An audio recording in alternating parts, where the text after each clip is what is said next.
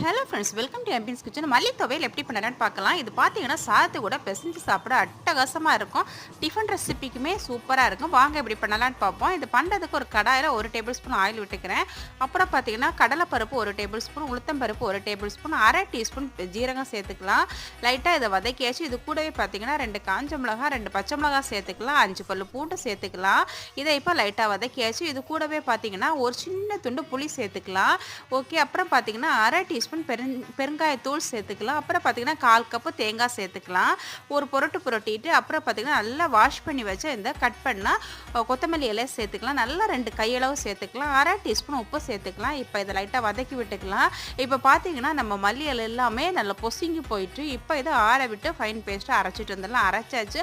மல்லி துவையல் ரொம்ப ரொம்ப சூப்பராக ரெடி ஆயிடுச்சு. தாளிக்கலாம், இல்லை இப்படியே சாப்பிட்டுக்கலாம். சூப்பரான மல்லி துவையல் சாதத்து கூட பிசைஞ்சு சாப்பிட சூப்பராக இருக்கும். கண்டிப்பாக